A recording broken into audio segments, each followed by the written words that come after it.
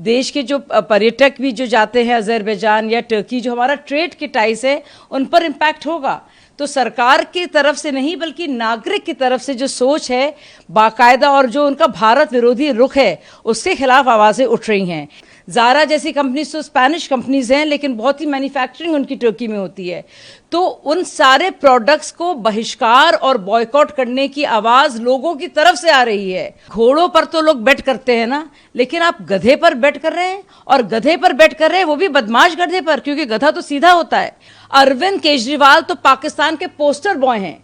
ये वो शख्स है जिसने बाकायदा एक वीडियो जारी किया था जब सर्जिकल स्ट्राइक्स हुई थी।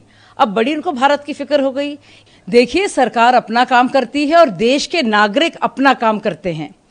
भारतीय नागरिक जो है वो बहुत ही देशभक्त है और जज्बाती है। ऑपरेशन सिंदूर अभी स्थगित किया गया है, लेकिन ऑनगोइंग है। ये न्यू नॉर्मल है, और इसी के चलते देखिए जो हमारे नागरिक जो बहुत ही जागरूक हैं, उनको इस बात को लेकर हम लोग जो हैं लगातार, हमारा देश के जो पर्यटक भी जो जाते हैं अजरबैजान या टर्की, जो हमारा ट्रेड के टाइज है उन पर इम्पैक्ट होगा। तो सरकार की तरफ से नहीं बल्कि नागरिक की तरफ से जो सोच है बाकायदा और जो उनका भारत विरोधी रुख है उसके खिलाफ आवाज़ें उठ रही हैं। इसी के चलते बहुत बड़ी बड़ी कंपनीज हैं। ज़ारा जैसी कंपनीज तो स्पेनिश कंपनीज हैं, लेकिन बहुत ही मैन्युफैक्चरिंग उनकी टर्की में होती है। तो उन सारे प्रोडक्ट्स को बहिष्कार और बॉयकॉट करने की आवाज़ लोगों की तरफ से आ रही है, और जो भी जनभावना है हमारी सरकार उसका सम्मान करती है। बिल्कुल, और टूरिज्म पर बहुत बड़ा इम्पैक्ट पड़ेगा अगर इस तरह का रुख और रवैया टर्की का रहा, जो कि पूरी तरह से भारत विरोधी है और वो पूरी तरह से पाकिस्तान परस्त देश बनता जा रहा है। आप यकीन नहीं करेंगे, लेकिन 2024 में करीब 3 लाख भारतीय पर्यटक बाकायदा टर्की गए थे और उन्होंने अपना पैसा वहाँ खर्च किया है। करीब $972 हर एक पर्यटक ने खर्च किए हैं, यानी कि कुल मिलाकर 290 मिलियन से ज़्यादा की आय, $290 मिलियन की आय बाकायदा तुर्की को भारत से मिली है। इसके अलावा अगर अजरबैजान भी देखें तो 50,000 से ज़्यादा टूरिस्ट पिछले साल ही गए हैं।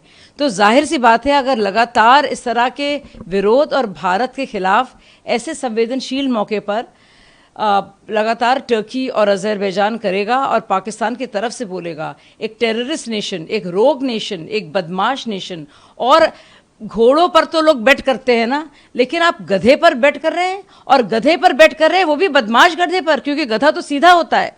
तो जाहिर सी बात है इसका तो इम्पैक्ट पड़ेगा उनको, और सरकार अपना काम करेगी और देश के नागरिक अपना काम करेंगे। सचिन पायलट को ये सवाल अपनी पार्टी के नेतृत्व से पूछना चाहिए कि उन्होंने भारत को क्यों ठगा, क्यों अपमानित किया और क्यों भारत को शर्मिंदा किया।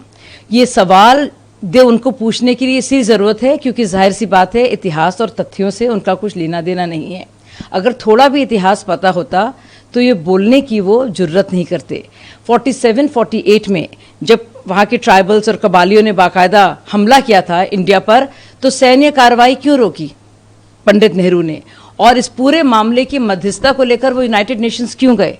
अभी डोनाल्ड ट्रंप को बोलने पर उनको बड़ी दिक्कत हो रही है, लेकिन उस पूरी जो बात बायलैटरल थी वो उन्होंने संयुक्त राष्ट्र तक क्यों ले गए। उन्होंने क्यों पाकिस्तान को मौका दिया कि पीओके बने और इतना बड़ा हिस्सा भारत से छिन जाए।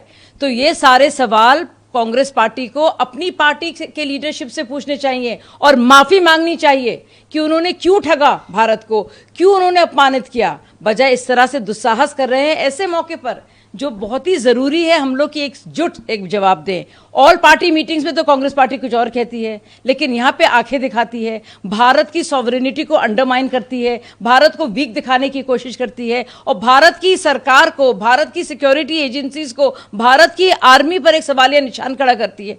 अगर 1947 में नेहरू जी ने सेना को पूरा अधिकार दिया होता, जैसे कि मोदी जी ने दिया, एक कार्ड ब्लांच दिया होता, तो पीओके भारत का हिस्सा होता। वो रणनीतिक भूल का खामियाजा एक एक भारतीय अभी तक भुगत रहा है।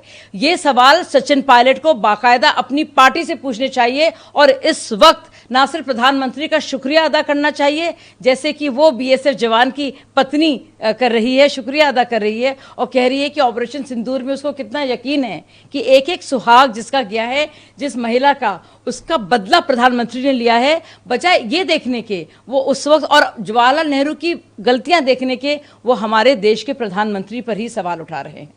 देखिए, केजरीवाल जैसे लोग जो कट्टर धोखेबाज हैं, वो जब धोखे की बात करते हैं ना तो हंसी भी आती है और रोना भी आता है। ये बेहुदा पार्टी है। ये पार्टी ऐसी है जिसको कोट किया जाता है पाकिस्तान में। अरविंद केजरीवाल तो पाकिस्तान के पोस्टर बॉय हैं। ये वो शख्स है जिसने बाकायदा एक वीडियो जारी किया था जब सर्जिकल स्ट्राइक्स हुई थी। अब बड़ी उनको भारत की फिक्र हो गई। ये पाकिस्तान परस्त लोगों से इस बेहूदगी के अलावा आप और कुछ तवक्को या उम्मीद भी नहीं कर सकते हैं।